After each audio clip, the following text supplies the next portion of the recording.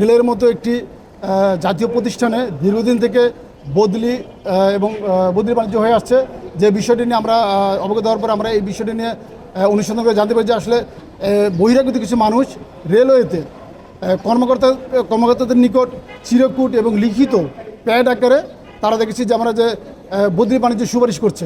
রেলের মতো বিভিন্ন প্রতিষ্ঠান, আপনাদের রেল কিন্তু আসলে যেটা বলা হয় বাংলাদেশের রাজ্যের মধ্যে রাজ্য, অর্থাৎ রেলের ভিতরে কিন্তু আরও 14টি ডিপার্টমেন্ট নিয়ে কিন্তু বাংলাদেশে গঠিত।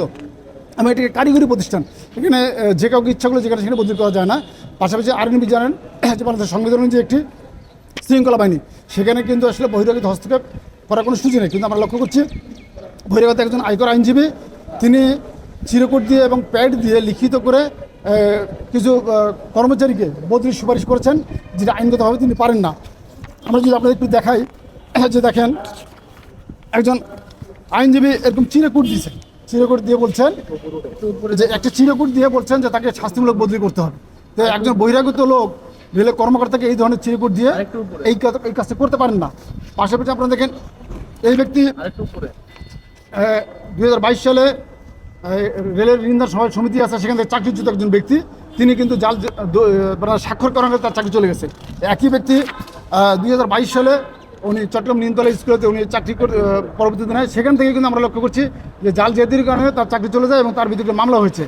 এই ব্যক্তি সাম্প্রতিক সময়ে আপনারা দেখেন যে উনি একজন আয়কর আইনজীবী, উনি প্যাডে লিখে উনি কর্মকর্তাদের কাছে এবার চিরকুট দেন এবং বলেন তাদেরকে বদলি করতে হবে, বদলি স্থান কোথায় বদলি করতে হবে, এবং রাজনৈতিক ট্যাগ ইউজ করে যে একজন শৃঙ্খলা বাহিনীতে হবে যে সকল ক্ষমতা সে চাকরি করবে, সে তো কোনো দল করে না।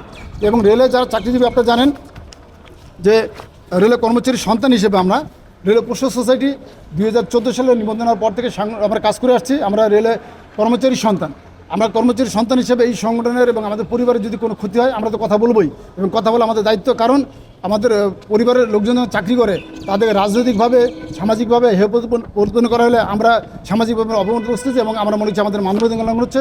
সেখান থেকে আপনাদের মাধ্যমে সারা দেশবাসীর কাছে এবং রেলের মন্ত্রণালয়ের কাছে আমাদের আবেদন যে বহিরাগত যারা যে বদলি বাণিজ্য বা যে চিরকুট দিয়ে বা প্যাড দিয়ে কাজ করছে তাদের বিরুদ্ধে দ্রুত আইনগত ব্যবস্থা গ্রহণ করবেন সেই প্রত্যাশা করছি। যে এইরকম কিছু বহিরাগত আছে যারা আসলে রেলে এই চাপ প্রয়োগ করে প্রভাব বিস্তার করে রেলে কিন্তু অনিয়ম দুর্নীতির সঙ্গে জড়িত পড়ছে, এবং এরা জড়িয়ে পড়ার পিছনে আরেকটা কারণ হচ্ছে এরা বিভিন্ন সময় বিভিন্ন টেন্ডারও অনিয়ম করে বেড়ায়, এবং এই লোকগুলোর কারণেই আমরা মনে করি রেল সুষ্ঠুভাবে পরিচালিত হচ্ছে না এবং রেল অব্যবস্থার মধ্যে পরিচালিত হচ্ছে। এবং রেলের যেটা বলা হয় যে রেলের লোকসান হয়, লোকসান হওয়ার পিছনে কিন্তু সবচেয়ে বড় কারণ হচ্ছে বাইরের হস্তক্ষেপ এবং অবৈধ প্রভাব বিস্তার করা।